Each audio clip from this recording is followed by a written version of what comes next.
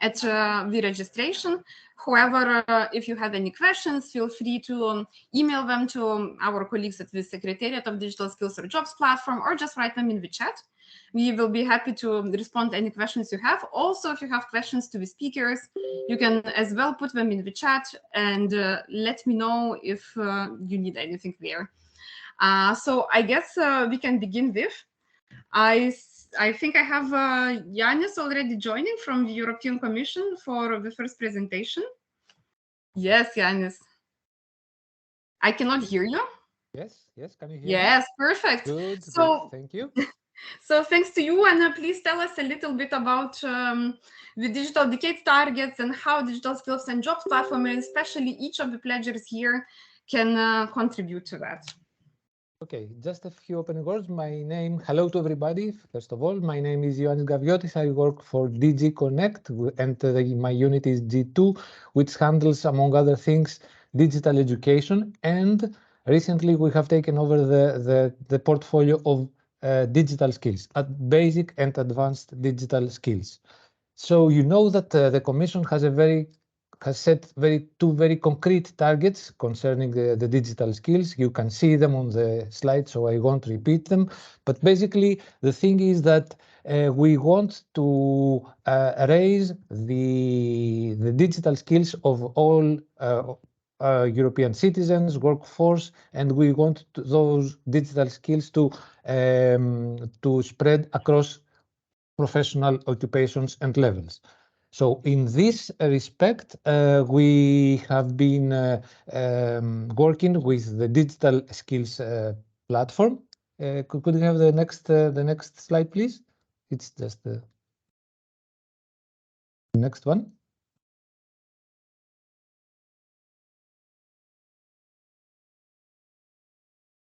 The next slide, please.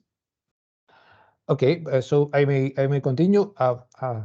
In our portfolio, we want to steer the digital skills platform, which is the portal covering activities, funding, policies, initiatives, all related to digital skills. And concerning this platform, today, of course, we are going to focus on a very specific aspect of the platform, which covers the pledges. A few words about what pledges are. The pledges are a mechanism we employ to improve digital skills. So basically, the pledges work two ways. Now, this slide is going to be covered by Ioanna next, but I mean, from our side, we want to take this double-edged sword as we see the pledges. First, the pledges aim to raise awareness for the interested public. So it's a tool for improving the digital skills. And from your part, especially as organizations, we want to use pledges to enhance your visibility in order to train or to offer opportunities to the public or to the European citizens, so that they raise their digital skills. So we have the platform and specifically the pledges as a mechanism to raise those digital skills. So let Ioanna please go on with the particulars about the pledges mechanism.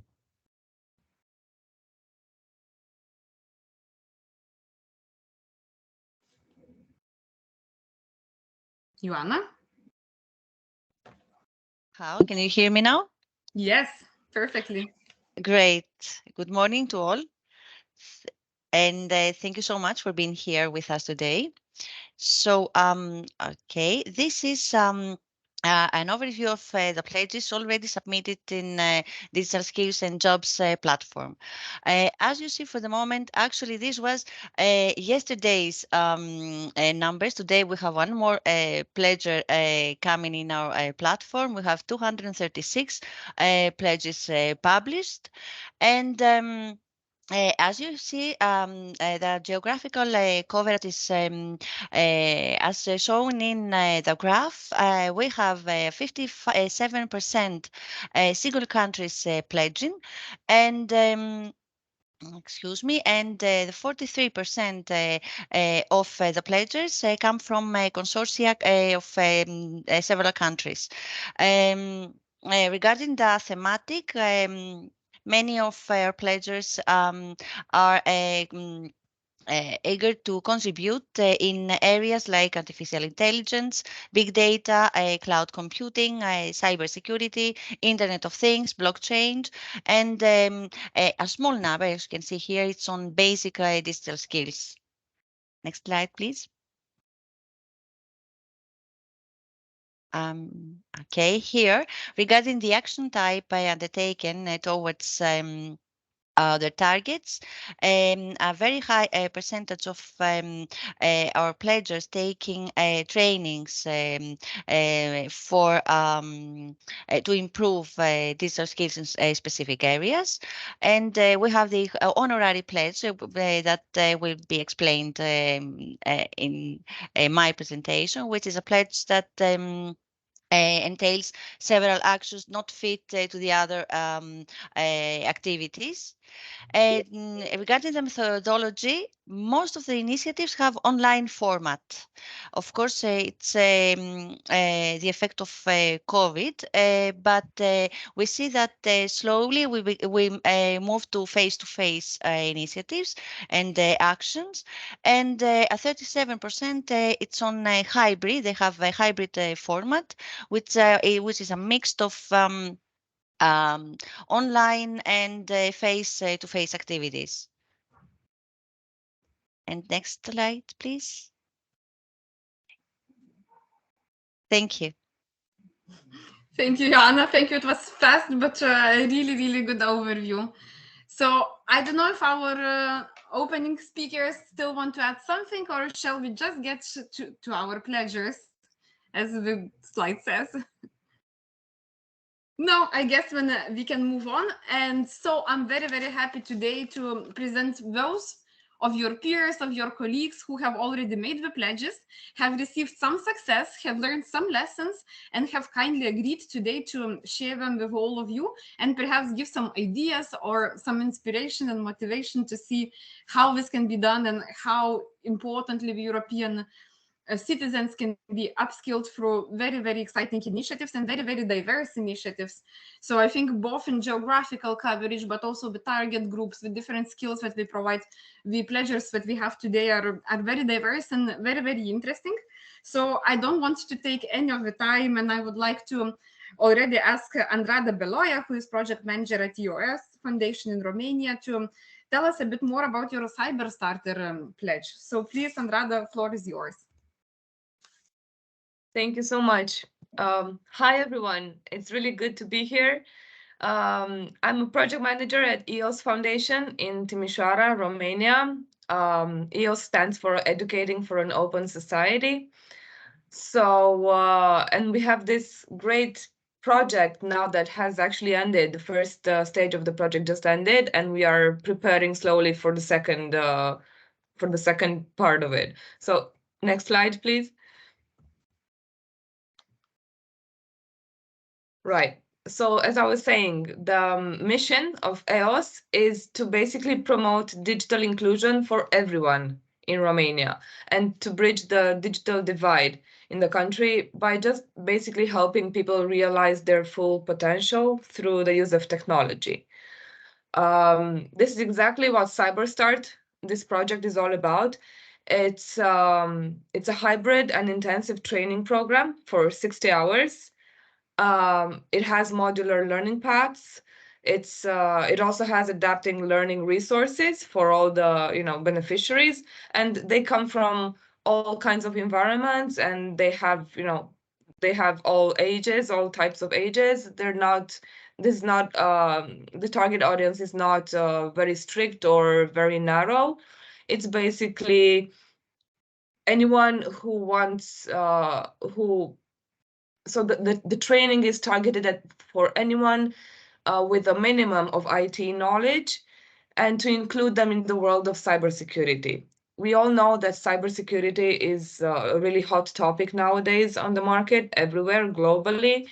And this is why well, we think this project had quite some good success. We just had our graduation ceremony and the closing event last Friday, and we also received already some feedback from the trainings, and they were really pleased with having 40 hours of the course with notions related to cryptography, hardware security, access control methods, and mobile device security. And they grounded these skills. And also they had lab, like practical hours during the weekends. Those were 22 hours during the entire course. And they just offered the learners, more skills and also how to use the platform Try Hack Me, which is apparently something really useful for them and really popular in this whole cyberverse community.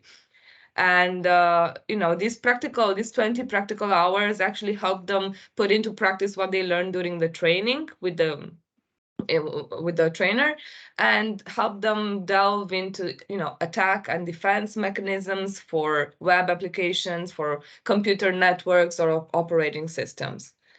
You can find more information about the project on the website on this slide. And yes, thank you.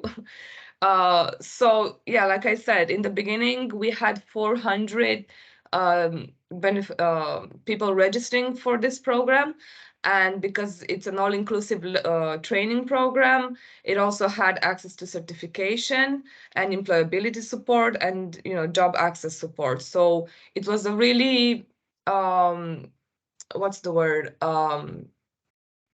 Really appealing for people to register to this program. And then we had like more stages of selecting the people that were had like the minimum IT knowledge and so on, so they can go on with the training. So we had stages of not recruiting them but selecting them and making sure they can go through the training.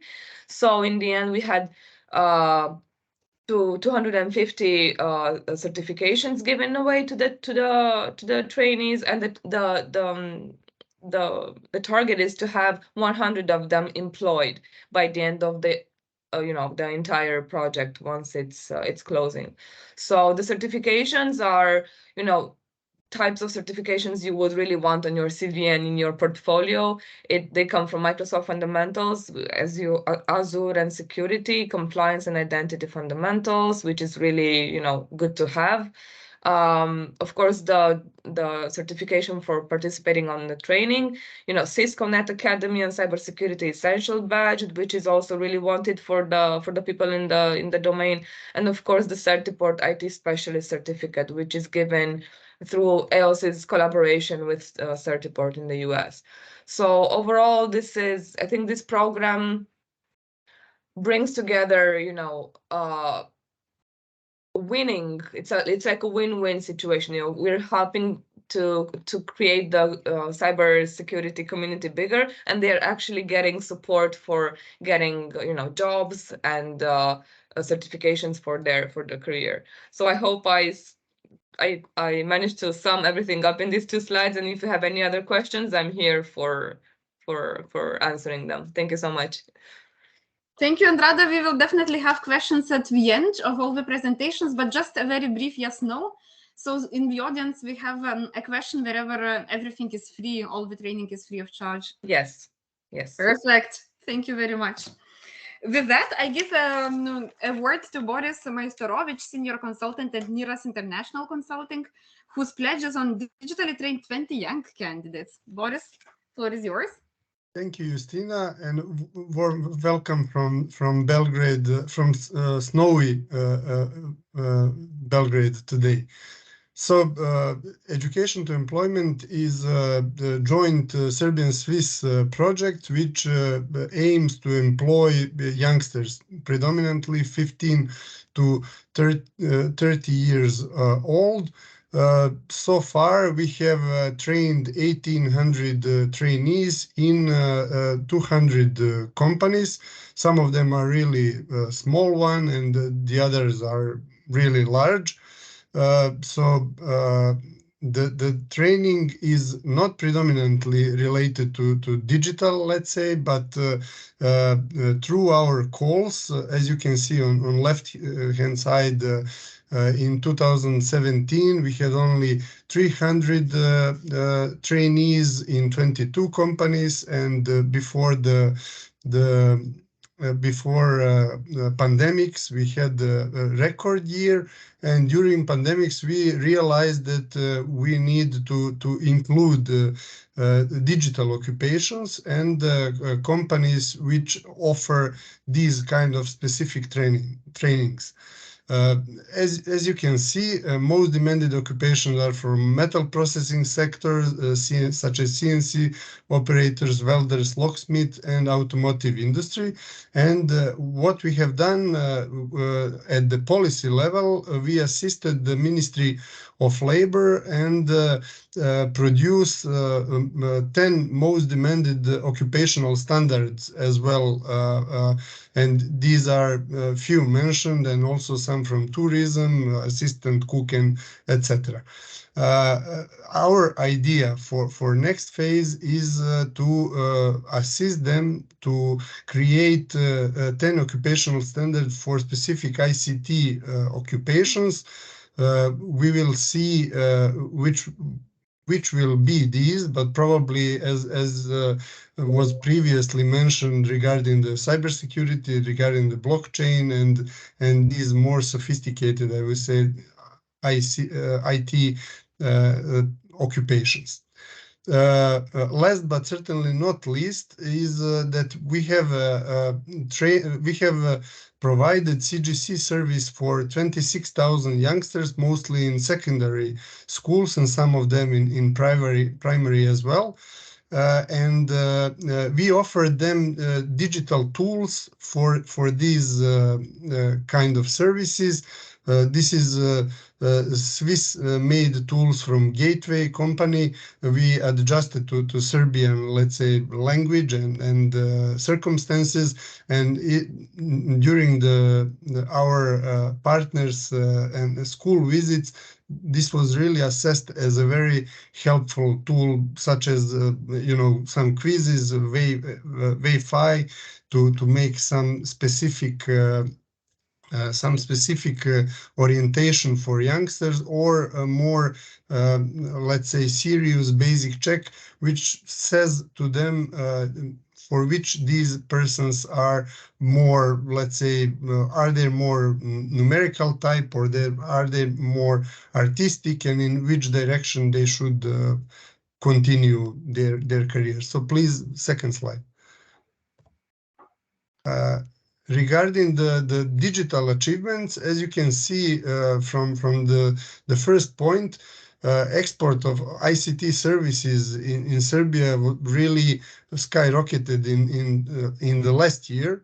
Unfortunately, it was not, let's say, organic growth. I would say it was in large part produced by unfortunate migration of Russian IT staff to Belgrade, and increased number of ICT employees in Serbia was something around 13.5 thousand people, out of which there are some estimates 10,000 were Russian people who fled Moscow and other cities and used to work for Western market, mostly US, and now settled in Belgrade, still working for the Western clients, let's say.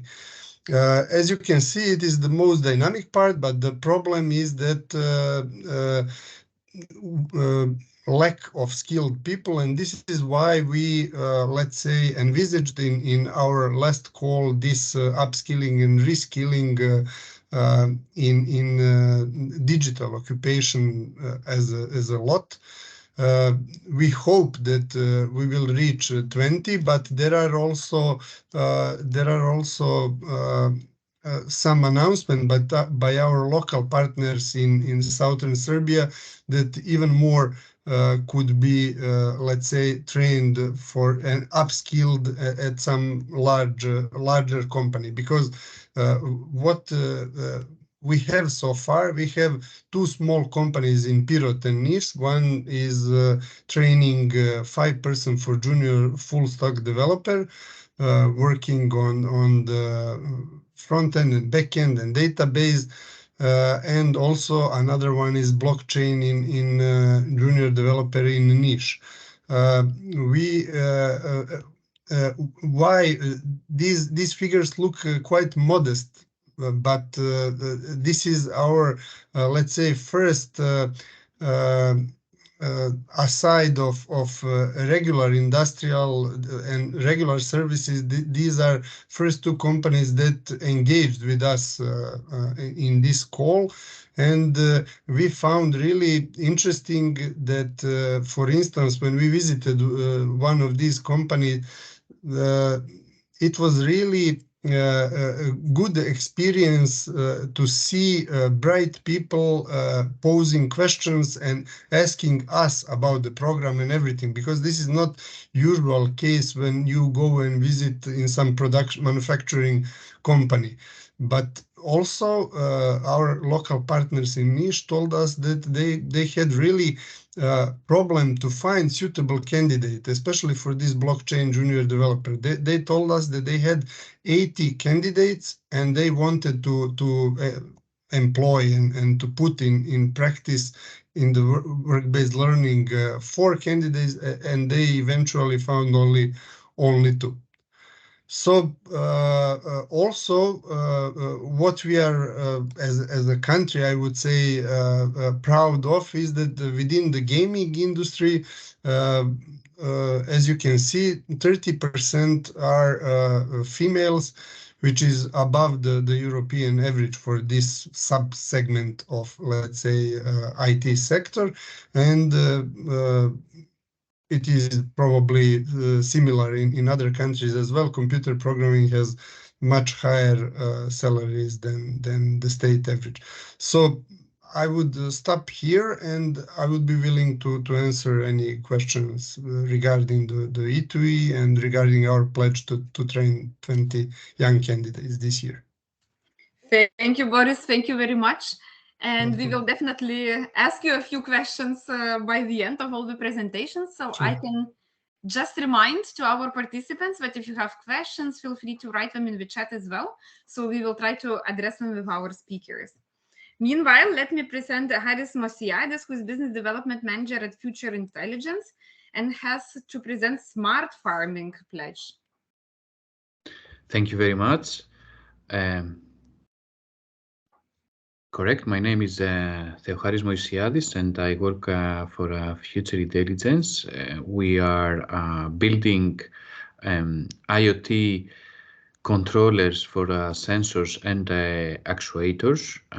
If you can go to the next slide.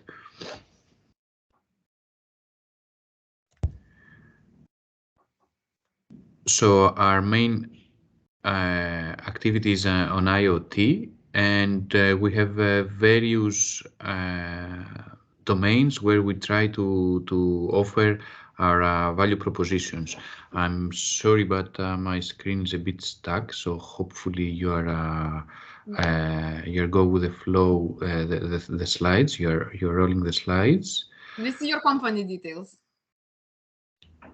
I cannot see it, but I trust. Okay, now these are the company details slide. Thank you very much. So we were founded in 2009 in Athens. Now we are in 2 more countries in Cyprus and United Kingdom. We have also 3 branches within Greece, and we also very active on some side activities, like working very closely with digital innovation hubs. So we co-founded 2 of them, and we are also associate members of one European digital innovation hub. And I'm saying so because these schemes are also, from my view, very relevant to these pledge activities. So next slide, please. this is a quick snapshot of what we are doing as an expertise. So we are focusing on IoT, and of course we touch all relevant technological domains like AI, edge computing, data spaces. We build hardware and software. And as I said, two champion, let's say, activities that we do is on infrastructure and in agri-food. And now going to the pledge content, what we proposed was to undertake some activities in order to upskill farmers in using digital tools for transforming their farm businesses. So in order to do so, of course, we need first to secure some funds, and we got this from our R&D activities, and because we were part of 3 projects at that time. And then we had to partner with local stakeholders that could help us reach dozens or even hundreds of end users, like farmers, of course, then farm business, and also agronomists and people working with farmers is also a very dynamic sector, and these people are also need to be close with digital technological tools. So the content of these presentations and workshops, that the vast majority of them were on a face-to-face scheme, was to inform attendants over the cutting-edge tools regarding digital farming. So we're not only talking about IoT, but also about big data, drones technology, AI, and every emerging technology happening the last years in this domain. Of course, we also discussed with them about relevant commission updates on the domain. So we were among the first that informed them about the Green Deal agenda, the the farm to fork strategy, the new common agricultural policy that was coming, and what could be there for digital technologies, of course, the operational groups, and digital innovation hubs scheme as well. And then we moved to also to our role as a pledger, and why we are there to discuss these things and test them actually. So what was our relevance with these European Digital Skills and Jobs Coalition scheme? And as a result, we ran some live training sessions where we had farmers and farm end users experiment practically with some user interfaces, because we provide a test before invest solution for them to familiarize with. And after doing so, then we hand over some surveys for feedback and for stating what's their situation as a farm business, what are the challenges that they face, and if they already adopt some technologies in their farms, what are the problems with doing so, etc., etc. So it was like an instrument to stay in touch after the end of these workshops. And so finally we managed to reach over 500 people, although not all of them were practically involved in using some tools. The pledge was supposed to end of 2021, but of course we continue doing such kind of events, although I have not uploaded the relevant information in the platform, but I can do so later on. So this is something that works very fine for our potential customers, and I trust that this also works fine for them as standalone individuals, in order to keep track on the latest developments in the digital landscape of agriculture. Yeah, and that's all from my side. Thank you very much. You can go to the next slide if you're not already there. So apologies for these technical difficulties. Please let me know if you have any questions. Thank you very much, Teoharis. Thank you so much. And we will definitely get back to you with some questions. Meanwhile, I would like to give a floor to Alessandra Miata, who is head of corporate social responsibility at Capgemini and has a pledge called Novi Lidi. Alessandra, please tell us a bit about it. Hello, good morning, everybody, and thank you for the opportunity to be here. Novi Lidi is our pledge, and when I say our, it's just because we are a pool of partners, so we can go to the next slide. And this is the first particularity, the first interesting thing I think of our pledge. We are 5 partners from company like Capgemini, that is the largest the largest European digital consulting company, and the University of Urbino. We have also media players and citizens that are part of our team.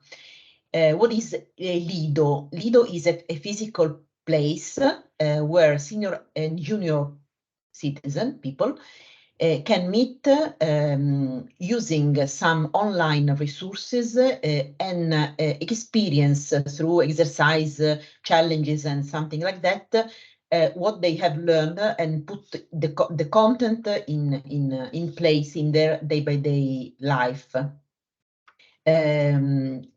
The Lido means laboratory of digital inclusion workshop. The resources of Lido are mainly 2. One is the massive online training, so the content, the training content online.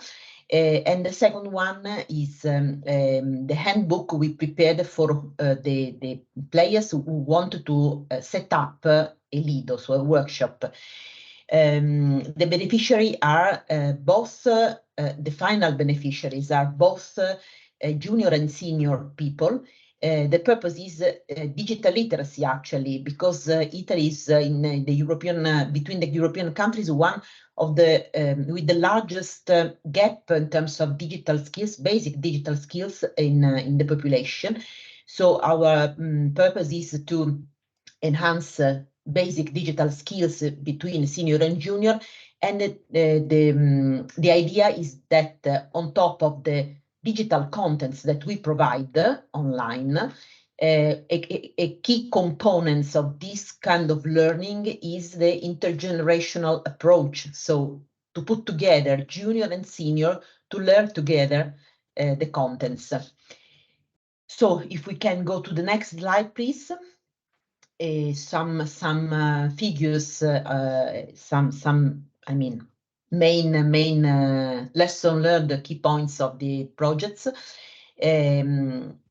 Actually, our experience in the first realization of this workshops has been the effectiveness of the mix of video lessons online and the physical presence of junior and senior, so small teams of junior and senior people who together collaborate for experiencing, for doing exercises, for doing challenges, so for experiences the content they have learned through the video lessons.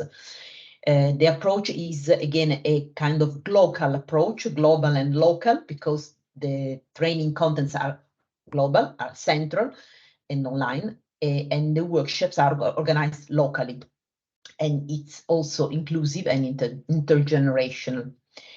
Where we are, the project is in its starting phase. We completed, we as a team of project team, management project team, completed the realization of the assets, so both the video lessons online and the handbook. During 2023, we aimed to realize 40 LIDI. It means around 800 junior and senior people involved. The initiative will start in this month with the training to the organizer of the LIDI. The organizer are mainly in this experience, mainly schools that provide, let me say, the junior component of the workshop, but they also find through NGOs of senior people or network of the students, also the senior components of the workshop. The full rollout of the initiative should be in the next year. So we are planning to have a national campaign to promote Nuovi Lidi, of course, leveraging on the pilot phase we are going to launch this year. Our ambition is to activate a wider number of LIDI, so around more than 100, and with the aim of reaching close to 3,000 citizen, junior and senior.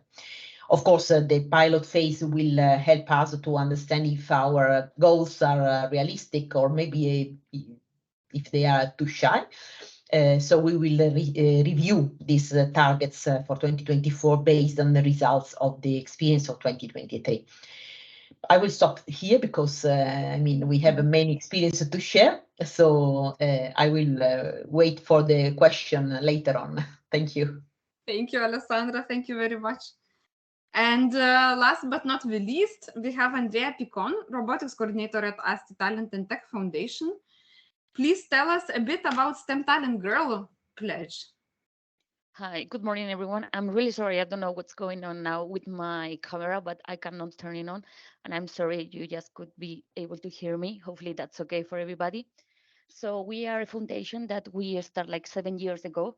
And in this program, we truly believe like we have to give more visibility to younger people and specifically women, as we think like female population has less visibility in STEM talent girl, that we are focused, inspiring, educating, and empower the new generations, as we think like science, technology, and engineering are really, really important nowadays. Can you please? Thank you so much. If you want, you can go to the next one. Next one, please. Sorry. Thank you so much. So STEM Talent Girl is formed by 3 different programs. We start in really early age, around 14, 15 years old, to the, like makers or after the career, they start their career. So we think like science for her, it's really, really important. So that's why we start in 3rd degree or 4th degree when they have like 14 years old, with masterclass, shadowing sessions, mentors, workshops, and visit to the big companies that we have in Spain. Then we'll have the second step of the program that is focused in high school students, as we keep mentoring them with professional, and they follow with one angel, like kind of a business angel, let's say in that way, to the through the career and all the academic year. And then we finished in the real work when they end the university, or they are almost ending the university, helping them with training, like trying to put them in really good companies, as we already work with more than 30 companies in Spain. And we keep in their path and helping them, like they can do wherever they want, wherever they think like they would like to be doing in their next future. If you want, to can change to the next one, please. So our KPIs now, they are growing. We are trying to keep growing more for 2024.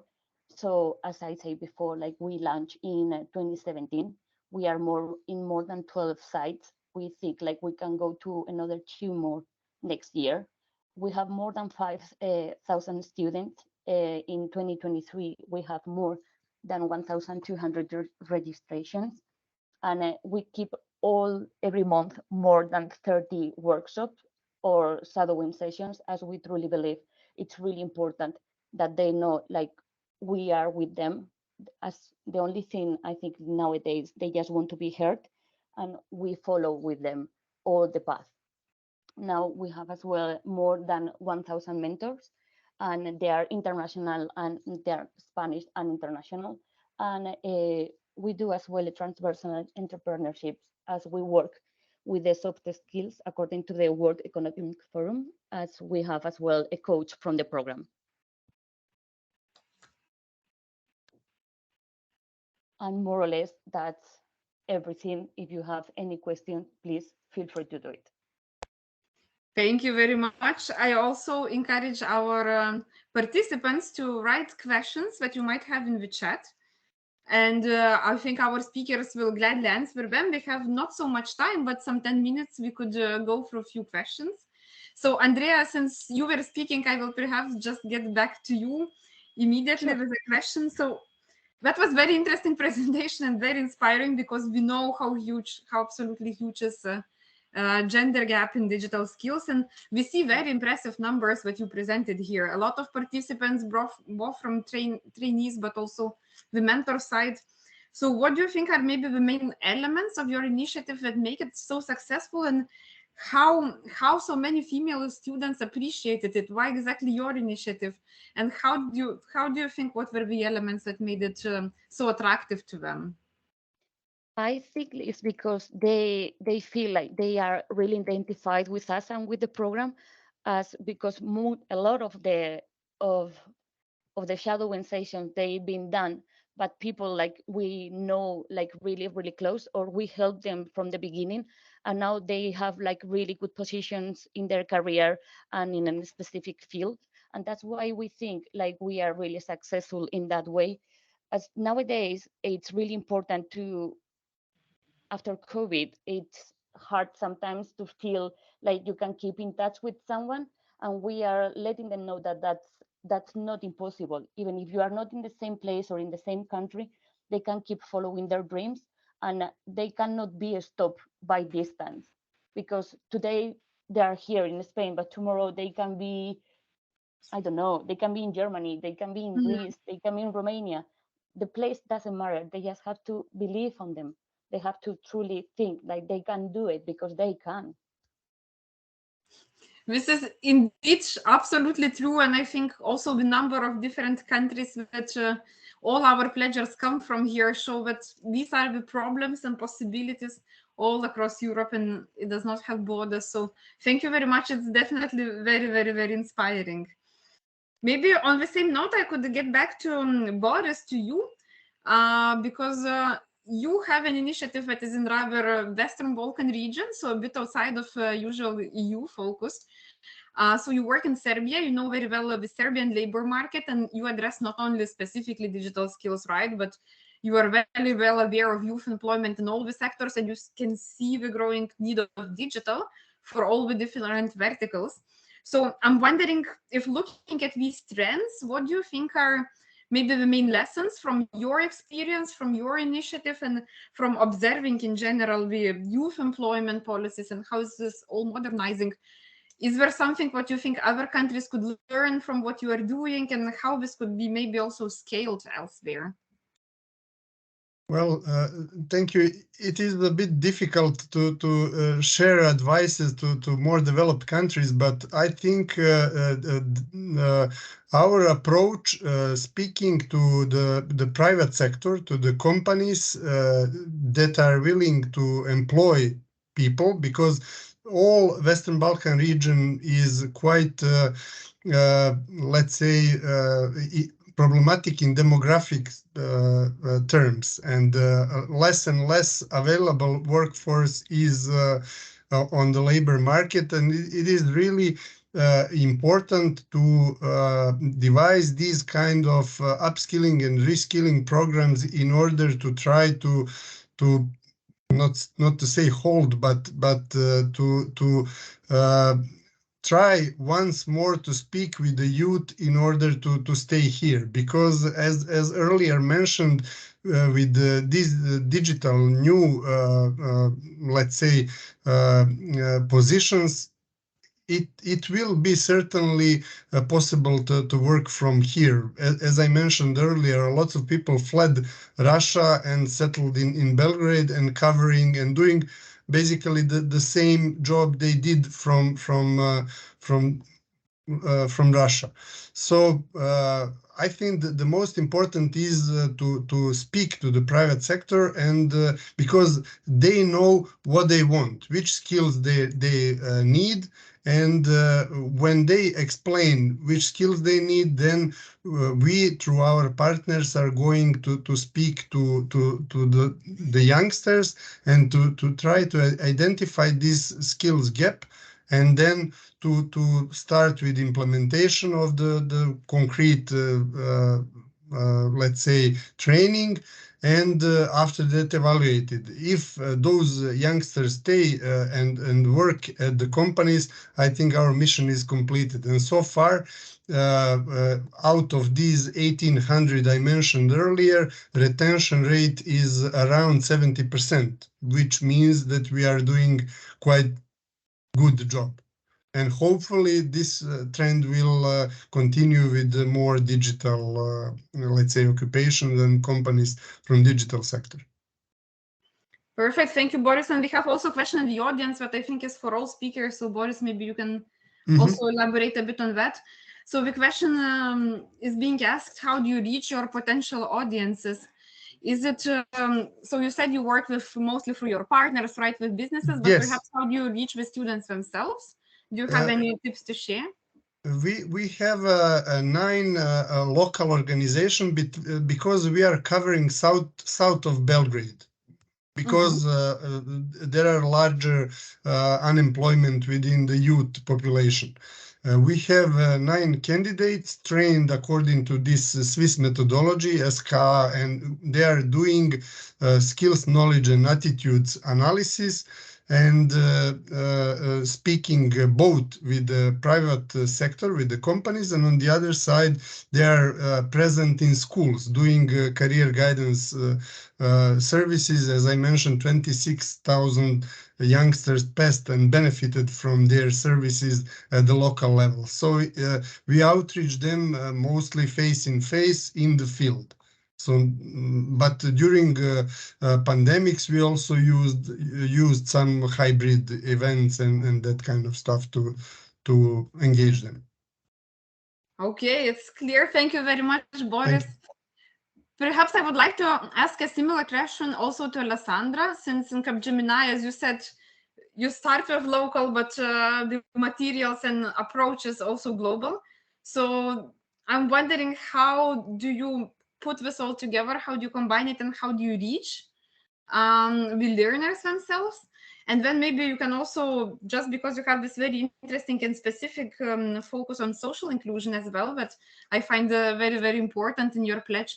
So also the second question would be, what do you think are the main elements that allow you to bridge the gap, not only the digital one, but also the social inclusion gap? Yes. Well, first of all, being the program at its beginning, our first purpose is to extend it globally, let me say in bracket, through all Italy country.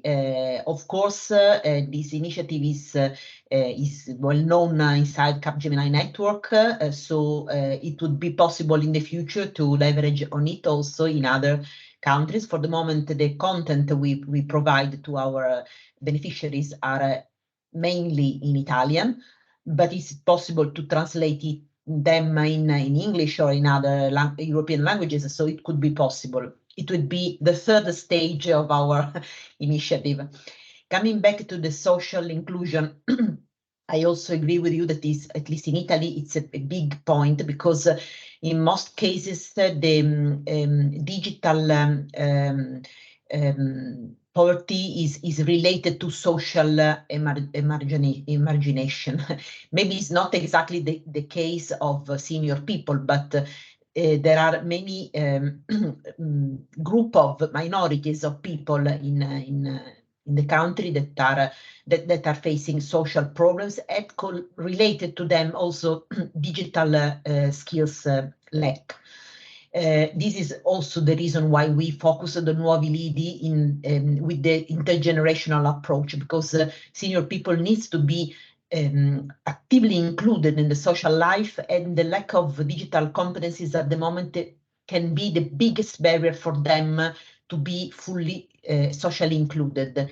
And working with the junior people that on the other side, on the opposite side, I would say, are very well comfortable with the digital device. The junior people sometimes miss some kind of social history, social skills, all the experience that senior people have learned in their story. So this is our approach to create the social integration.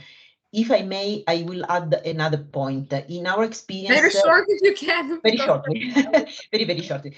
In our experience, the cooperation between a private company like Capgemini and, let me say, public institution like university is very key for reaching a wide audience, because, as I said, in Italy we have a very huge problem of digital skills lacking. So I encourage also the other countries, other players to evaluate the big value of this kind of collaboration. I hope that everyone will consider and take into account a very, very important recommendation. Thank you, Alessandra, so much. And two more pledges that we had today are a bit more sector specific or topic specific. So maybe we can start, Andrada, with you, since you really focus on cybersecurity and on junior cybersecurity tasks that can be performed after completing the training. So I'm wondering, how do you see, is there still a big gap specifically on cybersecurity in the sector? And if so, maybe some tips how other pledgers who pledge for cybersecurity skills could attract more audience. Yeah, okay. So I think because we've had discussions with people from, from already working in the field and hiring IT managers who hire specialists in cybersecurity, and we got to feel this, the pulse of this area on the market as it is today. And yes, unfortunately, it's still a gap. So it's a new topic.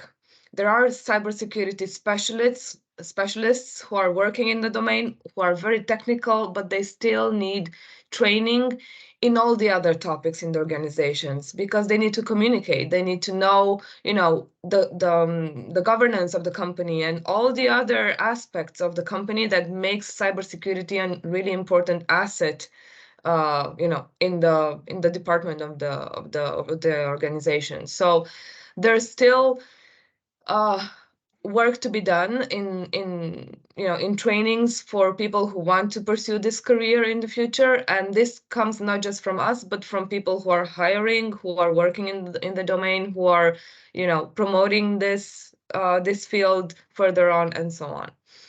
So my advice for other organizations who would like to, to start programs like this for the greater audience is to really to dig deep in this sector and see exactly what the situation is in their countries, and always reach out to experts and to employers, for example, because they know best. They know what's needed on the market. They know how much they can invest into training juniors, for example, in on the job. So it has to have like a two-way collaboration. There has to be like a really open communication. And we also had, for example, the session of job shadowing. We brought in people working in the field, and they gave a lot of good input and insights to the graduates of the training. So this also raises their expectations and their self-trust that they can go further in this type of career. So this is my advice: job shadowing and collaboration with the employers. Thank you. I think it's very much echoed also in what our speaker said. The collaboration with private sector, listening to employers, talking to companies. So I think it's definitely one of key takeaways today.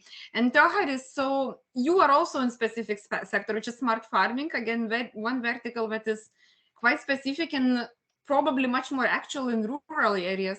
So the question would be, what are maybe some specific tips or advice you can share of how can we digitally upskill, or what lessons you learned on digital upskilling specifically in rural areas?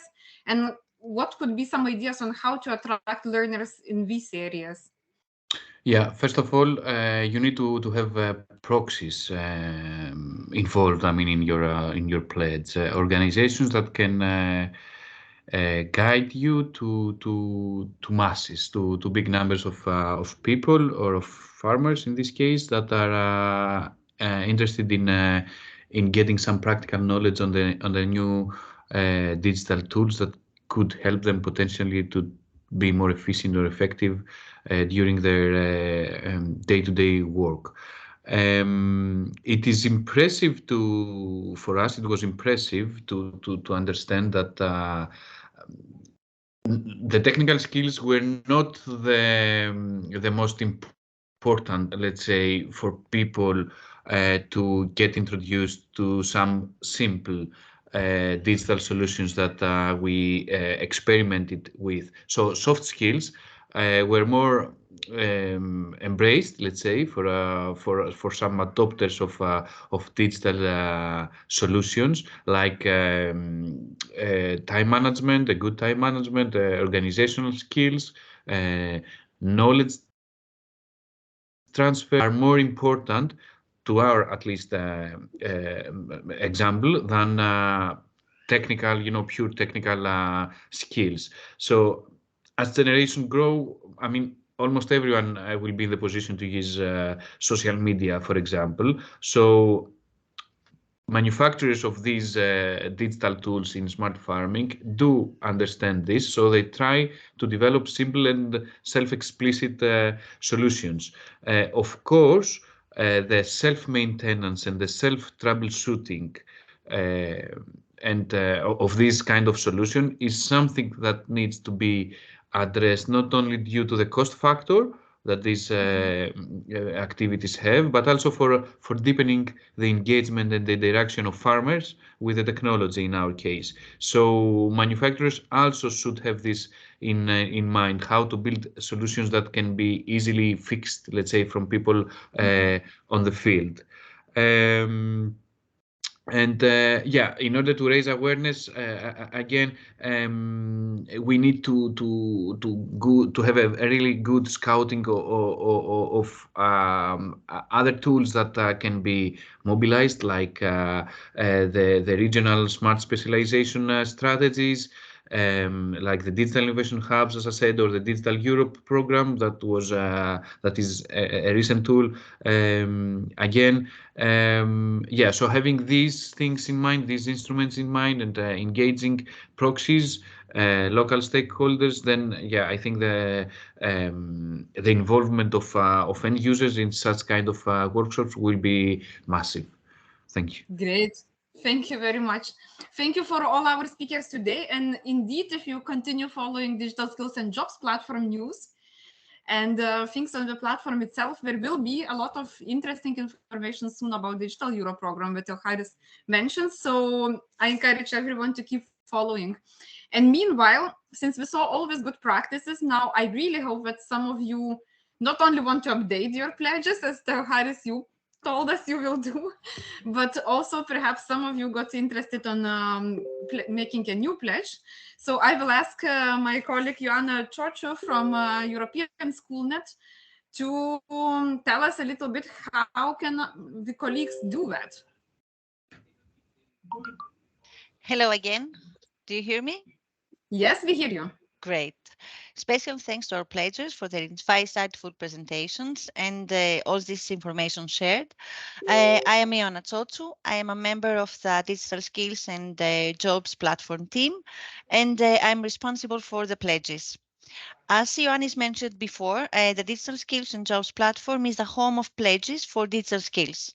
This platform is a core tool for a community of stakeholders to learn from each other and showcase their good practices and impact.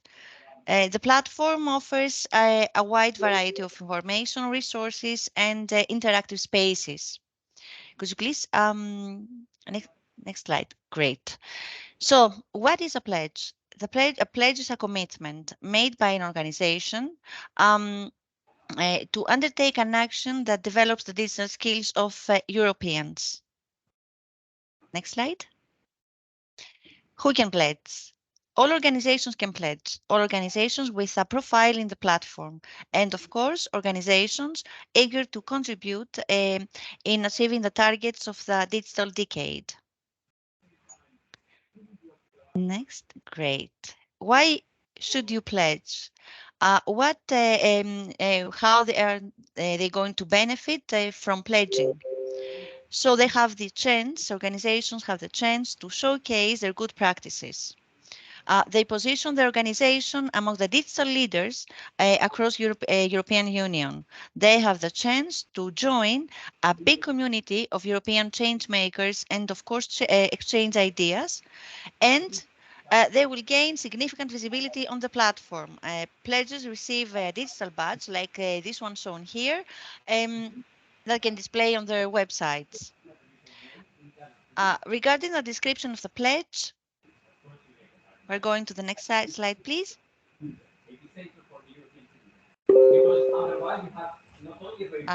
I'm sorry, I'm hearing something.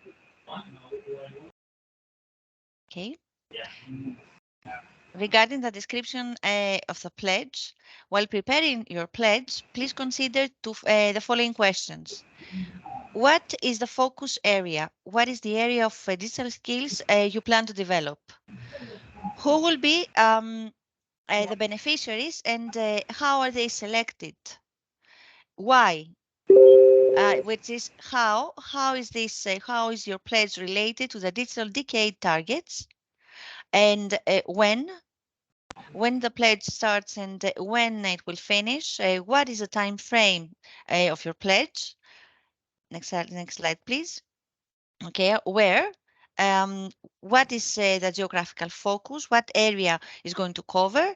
How the pledge goes beyond what the organization normally does. And of course, a significant question mentioned earlier in the chat, if it is free of cost. So please consider that pledges need to be linked to free of charge actions. So next slide, please. Great. So each pledge has an overall goal and is linked with specific initiatives. Initiatives are undertakings associated with the pledge. They are actions aid in fulfilling the pledge. The initiatives are referring to 4 different pillars. As seen here, there are digital skills in education, digital skills for labor force, digital skills for ICT professionals, and finally, digital skills for all citizens. Next slide. Great. Pledgers must indicate the core activity, the core action they will undertake. There are 3 categories. The direct skill provision, as we saw earlier, a lot of our actions referring to trainings, there are training provisions, and there are also placement courses and programs. We have the indirect skill provision, which is our awareness raising, facilitating employment and collaboration. And finally, the honorary pledge. This is a special category where goes the initiatives that don't fit to the other categories. So after submitting the pledge, organizations can come back and inform the platform and update the pledge, as we learned, as we were very happy to learn earlier. So they could showcase if they have reached or not the key performance indicators they added at the beginning. So please mind here that all information is very useful for everyone, whether they have reached their goals or not. They can renew their pledge and new initiatives or repeat the old ones. And of course, they can submit a new pledge linked to the same organization. So the platform team is available in this email address, communications@digitalskillsjobs.eu. This is a special communications channel dedicated to pledges. We support all pledgers by reviewing the submissions. We guide them to edit the pledge or update its content. And of course, in the platform, they can find a very useful manual, which is a how to pledge guide with clear instructions for all pledgers and organizations. Thank you so much. Thank you, Joanna. And I don't know if anyone has an immediate question regarding pledging. I am checking the chat and I don't see. I think my colleagues shared all the links I saw in the chat. So you can also follow the guide and indeed see how this is all done. Then thank you very much for your attention and for listening to our stories of the pledgers today. And we are looking forward to new pledges and updates to existing pledges. And meanwhile, you will receive all the follow-up information as well as the recording of today's session in the following days through email. So thank you very much, and looking forward to see you all in the upcoming future webinars of Digital Skills and Jobs platform. Thank you so much. Bye. Thank you so much. Have a good day. Bye-bye. Thank you. Thanks. Have a nice day. Bye. Thank you all.